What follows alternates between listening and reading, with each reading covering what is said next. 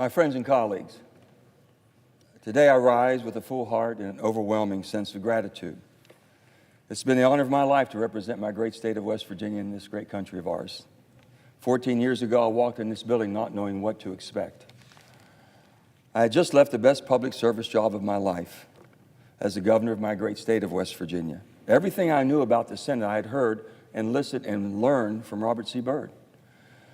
Though I was stepping into his seat, I knew I could never, ever fill his shoes. But I truly believed that I could continue to bring our common sense West Virginia values to Washington and do even more for our great state and our country. I really believe that in my heart. Throughout my life as a public servant, I have seen the power of good people coming together to solve tough problems. Sometimes we thought it was impossible. We did it. Now, as my time here comes to an end, I want you to know that my belief in the potential of this institution and each and every one of you that represent it remains as strong as ever. And I've said this, I believe in you probably more than you believe in yourself at times. You don't come into politics looking for fame or fortune, or at least you shouldn't. You come in because you believe you can make a difference in helping your neighbor, your community, and the country that's given you so very much. I was not elected to take a side. I was elected to represent all sides. The only side I've ever truly believed in is the American side, which I believe we all belong to. And that's why I entered public service all those years ago. This was not a dream of mine to be a politician or be in public service. And I can say with a clear conscience that I've always tried to serve the people first, putting country before party, principle before politics. Each and every one of us are products of our environment. We are who we are because of who raised us, where we were raised, and how we were raised. It never should leave you. It never has. I was raised in Farmington, a little small coal mining town in West Virginia, where we learned early on that the best way to get ahead was to roll up your sleeves and get to work. Pretty simple.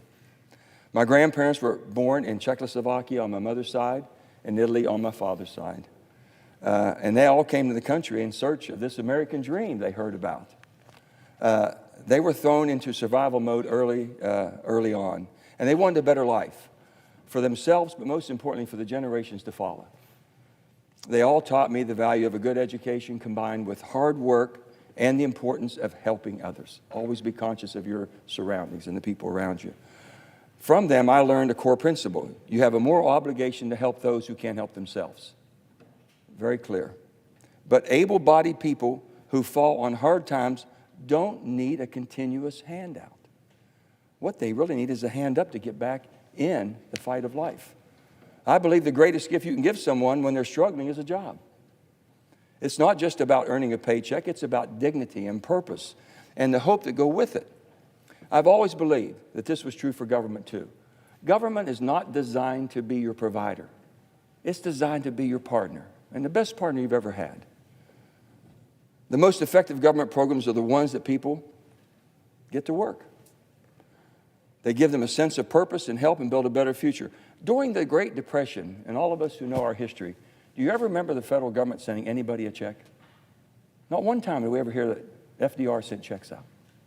He sent hope, opportunity, and we rebuilt America. We did it. It put people back to work, and that's really what it's all about. Government is there to help you during difficult times. There are Americans out there today, many, many Americans all over our great country that need a second chance. They really do. And we should give it to them. That's our responsibilities. For example, in 1946, the federal government intervened to stop a nationwide coal strike because it was destroying our economy coming out of the war. Something had to be done. In exchange for returning to work, the United Mine Workers of America received a guarantee from the federal government that their pensions and their health care benefits that they had worked for and earned would be guaranteed for them for their life. Over the next 60 years, Congress had to step up to make good on this promise, as individual coal companies' bankruptcies threatened to take away all that they had earned, everything. In 2019, after Murray Energy declared bankruptcy, the entire system was on verge of collapse.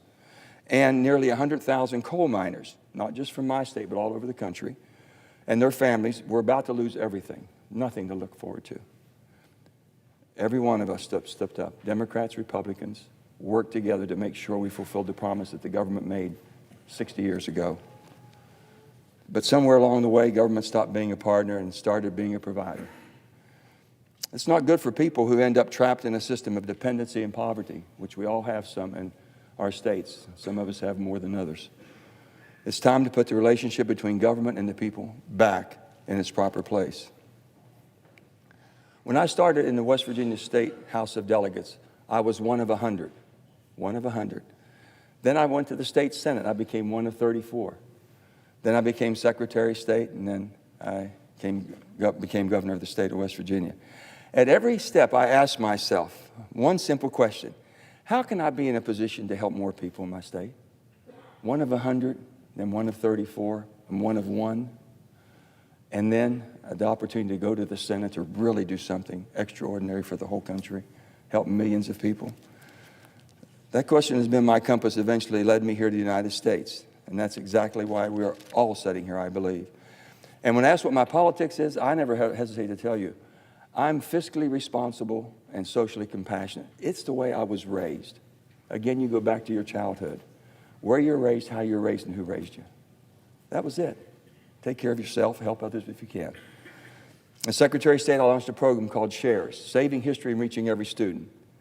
And no one had heard anything about this, but we had to do something because our voting turnout was low, and I was Secretary of State, and I had to get an insurgent there. So we come up with this program, and what we did, first of all, we went into the schools because they weren't teaching it. Democracy and education, everything that needed to be done in the schools wasn't being done. So what we had done then, we'd go in there and we taught every high school, every person in West Virginia that was 17 years of age would turn 18 on or before the general election could vote in the primary at 17 years of age. And then we had a contest. Jennings Randolph was the father of this contest. We put his name on it. And what we did then is we gave out certificates and schools of excellence if they got everyone 100% registered. And let me tell you what happened there. Once we got all the kids involved and got them wanting to go vote, now they knew they could at 17 years of age and they were going to be 18 before, or those who already turned 18, they started taking their parents back, their grandparents back, their aunts and uncles. And our voting percentages went up tremendously just to get them enthused. I said, we can't get the old dogs back in the barn or in the house, but we can teach those old dogs some new tricks. It wasn't about who won or lost. We just wanted them to register. We never told them how to register or what party to be in. And I saw firsthand what we could accomplish. So when I tell you it wasn't exactly my plan to join the Senate, when Senator Byrd passed away in 2010, I had to make one of the toughest political decisions of my life. But I saw an opportunity to serve more people and tackle bigger challenges, and that weighed on me heavily. Our state was in good shape. We'd worked hard. I'd been there for 6 years as governor, and we worked together tremendously.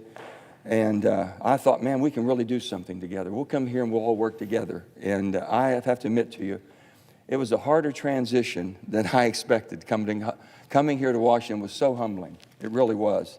I kept in thinking, okay, here we go. We're going to work together just like we did in West Virginia to solve the nation's problems now. Not West Virginia problems, but the nation's problems. But it didn't take long for me to see that the divisions here run pretty deep. So one of my first conversations with Harry Reid, and you know, Harry's conversations weren't very long, so it was short. He asked me to fundraise for Democratic candidates to run against sitting Republican senators, which I guess both sides. That's just the way that I didn't know that. Where I come from, they take you behind the barn and we're going to have a little conversation. So anyway, I told him, I said, Harry, I'm not going to raise money to attack my friends and colleagues just because they have an R by their name. How do we expect to work together if I'm working against them when they're in cycle? I said, I'm not going to do that. And, of course, I didn't win the popularity contest with Harry either. But it sure felt like the right thing to do. Equally important, it felt necessary if the Senate was going to work on behalf of the people, we needed to treat each other with respect. And I've tried to do that with everybody. I don't look at anybody sitting here that I feel that's not my friend. And I feel very strongly about that. I signed an ethics pledge on the floor of this Senate to never campaign against a sitting colleague. Now, I know I have other colleagues sitting here that feel the same as I do. And I'm still looking for some more signatures. And I'm going to keep working on that. I think it'd be wonderful if we just controlled ourselves and we wouldn't campaign against each other. But, you know, I'm a little bit persistent, so I'm going to give it everything I've got for the next how many days I have, and I'll still be around maybe even a little after that. Despite all this, we've achieved some of the remarkable things over the past 14 years.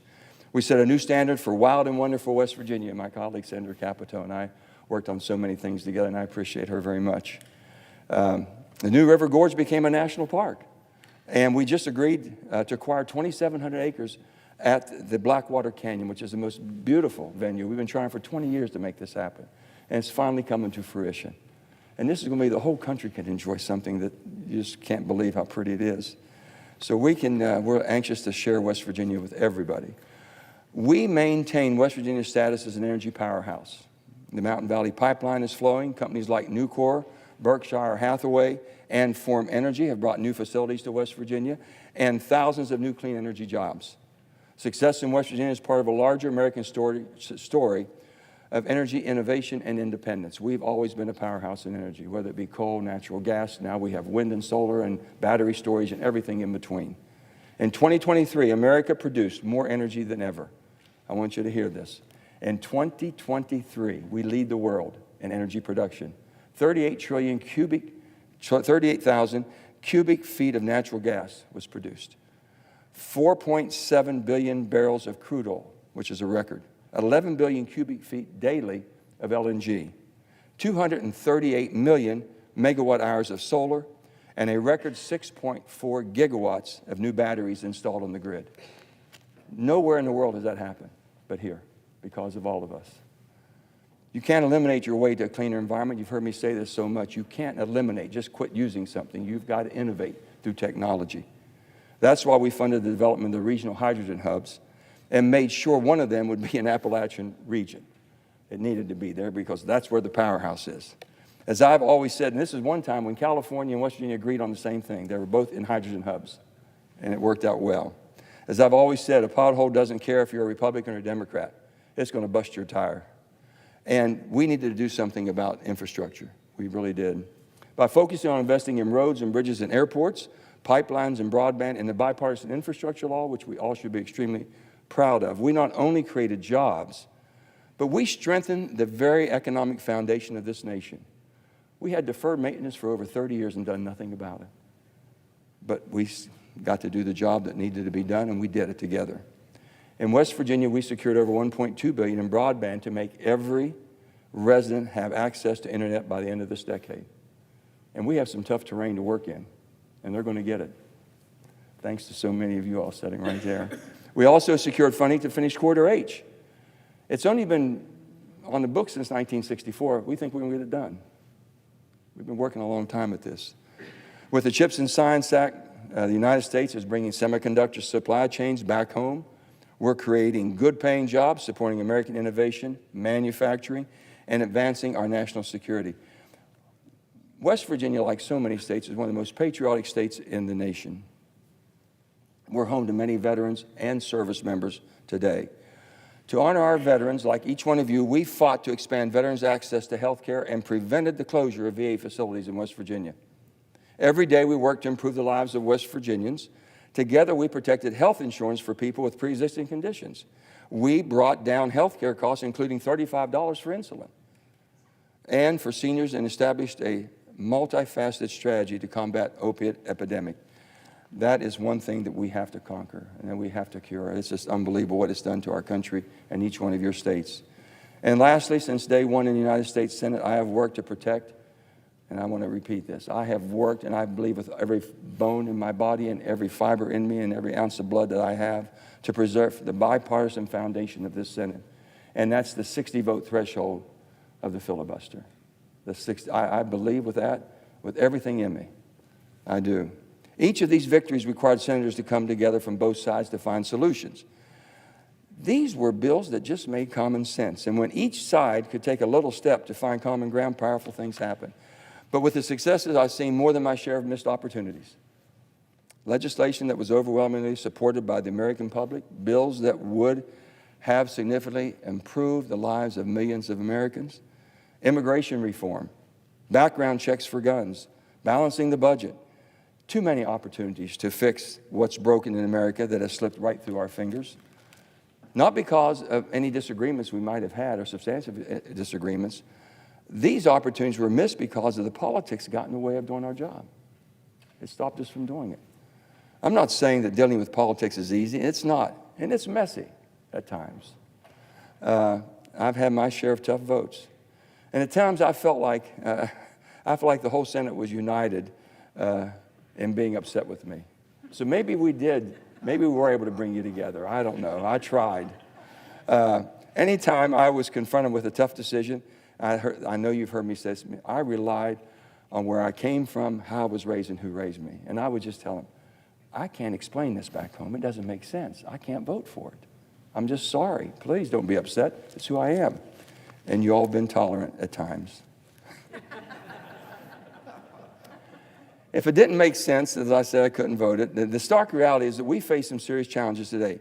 In one of my first hearings in the Armed Services Committee, I asked former Admiral Mike Mullen, the chairman of the Joint Chiefs of Staff, I asked John, I says, what's the greatest threat facing our country? Now, I'd been a governor, and I'd not been in armed services. I just got there, and I think I see my senators shaking their head. They were there with me. We asked that question. I was chomping at the bit. What's he going to tell me? He never hesitated, never missed a minute. He said, our national debt, which is more threatening than any other country's military might, will take us down first. The national debt will take us down, as it is most developed nations in the world. And that went through me like, I don't know, like just wildfire. So let me just tell you, today our national debt's $36 trillion. And I know there's senators here that feel the same as I do. That breaks down to $104,000 for every man, woman, and child in America. This is not sustainable. Not sustainable. This is something you all have to cure. And I know you will. It's terrifying to think by the end of this fiscal year, the U.S. will spend more on paying debt, interest on our debt, than we will to defend our country or help Americans everywhere. More on the debt than anything else. Our current immigration system is broken. Our southern border is a disaster. It's plain and simple. We must secure our border and support legal immigration. You can't do one without the other. You've got to be able to move forward. American leadership means standing with our allies and standing up against authoritarianism. We must continue to support both Israel and Ukraine as they fight to protect democratic values. We have 4 countries of major concern we talk about, and I think we're all in agreement. China, Russia, Iran, and North Korea. All of which are basically challenging the international rules-based order, and they simply do not share our values. No matter what we do or what we say, and no matter what we try to entice with them, it's not going to happen. They don't share our values. And lastly, inflation is driving our high cost of living, and it has to be addressed. We can't kick this can down the road any longer. But there's nothing we can't solve if we just start working together. You may not know this, but one of my favorite memories from this place didn't happen in the Senate chamber. It really happened on the boat. A lot of things happened on the boat. Anyway, I had invited, like I've done a lot, senators down. We had senators coming down one day, and they were walking down, and Tom Harkin, very progressive senator from Iowa, good friend, he was there, and he said, Joe, it's the first time I've ever been on the Potomac River. Been here for 30 years, never been on it. I said, good, Tom, come on, sit down, have a little beverage, and we'll get things going here. And about that time, he saw Ted Cruz walking down the ramp to get on the boat. He said, Joe, I don't think I can do this. I said, what? He said, I just don't think we can be on the same boat together. I said, come on, Tom, give it a shot. Ted got on the boat, Tom, and before you knew it, they started talking. I don't know what they were talking about. Probably wasn't politics. But by the end of that day, the next day, they started working on some amendments together and doing legislation. And that's just the power of sitting down and listening and getting to know each other. And we don't do that much here. It's hard for us to get together. We know that. We need more of that in Washington. I hope you all make an effort to visit with each other, spend a little bit of time. I'm not going anywhere, gang. The boat's still going to be there. It's up. You all call me whenever you want to come down. We're going to get together, whatever you want. Many of our differences today are pale in comparison to the disagreements between the Founding Fathers in 1789. But they understood what was at stake, and they were willing to put their differences aside to build something extraordinary. We need to recapture that spirit today. To my colleagues, I'll leave you with this challenge. Every day ask yourself, what have I done for my country today? What have I done? Not for your party, not for your donors, but for your country. After all, that's why we're here. That's the purpose of us being here. We got to stop demonizing each other. We've got to argue over ideas. That's fine, but not personalities. You can argue over ideas, but not personalities. We're all elected, and we all should be respected for that. George Washington warned us about the dangers of the political parties dividing our country over 200 years ago, and we're living in the world he feared today. The easiest vote to take here is no. We all know that. You can retire pretty handsomely here if you just vote no on everything, because you know why? There's never going to be a perfect bill. You can always find something wrong. You don't have to explain no. You don't. Because half the country's mad at everything anyway. So you can get by with a no vote, but if you want to get something done, that's not the purpose of being here. Find another job. This is the vote where you got to take tough votes and let's get things done. The political process has taught us Americans want to be for something. They want to be for something. Something that captures the hearts and captures the minds of people, that give them something to live for. It's not enough to just run against something or someone. Be for something. As I look around the chamber and I think back on the good times and bad times, I want you to know I still believe in this system.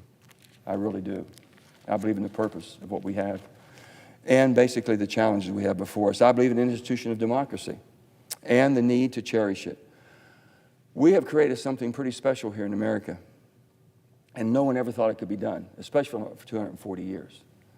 And we still can do great things. We can have a military that instills peace through strength while also having compassion. We can have financial stability and prosperity while still helping Americans and people around the world in need. We can do all that. You hear people talk about the American dream like it's some kind of a myth, like it's gone. We don't have it anymore. But I want to tell you this. I'm standing here, as many of you are here, because of that American dream. You don't hear people chasing the China dream or the Russian dream. I've never heard anyone say, well, what do you think about that China dream or that Russian dream? That's because the American dream is unique. There's nothing like it. Think about it. Look around. There's nothing like what we've got. It's about freedom and opportunity and the belief that if you work hard, you play by the rules, you can build a good life, and it's only the dream that allows you to control your own destiny. The only dream that you can control. Thomas Jefferson once said, I like the dreams of the future better than the history of the past. Think about that. I like the dreams of the future better than the history of the past. I believe in our future. I believe in the American people. And I believe that when we come together, great things are going to happen. We're better because we put around us all these wonderful people, these staff, as I look around. None of us could do it without them. I don't need to tell any of you how we feel about our staff. I have staff that's currently with me, and I have staff that have moved on, and I can only say thank you. I love you. And with that, they're the backbones. They do all the hard work, and they know that. And I try to say thank you as much as I can. I'm not good at it as much as I should be, but I think they know in my heart how I feel about each and every one of them. I hope so. I'm also here with the most important assets in my life is my wife, Gail, up there, and my family. I have my children. I have my grandchildren. I have my brothers and sisters. I have my brother-in-laws and sister-in-laws. I have everybody here. I just appreciate and love you all so much. And really, without our family and the support of our family, we couldn't do it.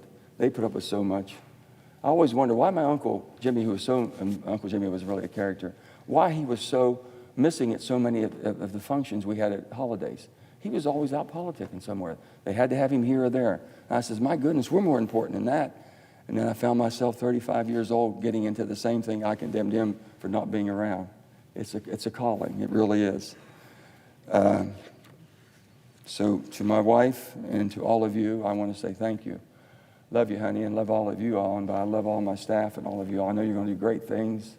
And any of you all are looking for good staff, there's some good people sitting around here that you're going to maybe want to talk to. So as I told you, the boat's still going to be docked here. Anytime you want to have a gathering, please call. I'll be there. We'll put it on for you. We'll have a good time. We'll have the dancing and the music and all the... And Chuck said some nice comments on the floor today, but he left out one thing. Every time we've been on the boat, one thing we've done at the end of it, remember? From Lee Greenwood, proud to be an American. We all hug each other in a circle. That's what it's all about. That's more what the country needs right now. It needs more of us together, listening to each other, respecting each other, working together. So, I would like to say this. God has blessed me and blessed you with the opportunity to do something for a lot of people. They're counting on us. And I think the challenges before you are going to be more daunting than ever before.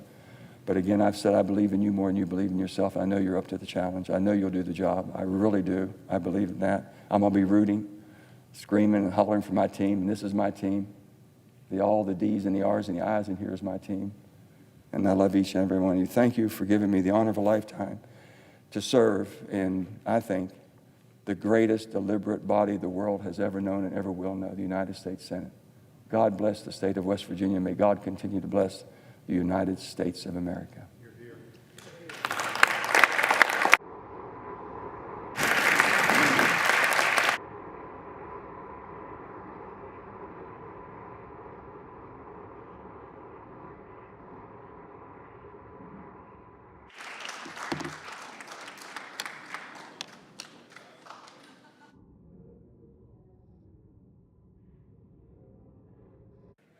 Senator from West Virginia.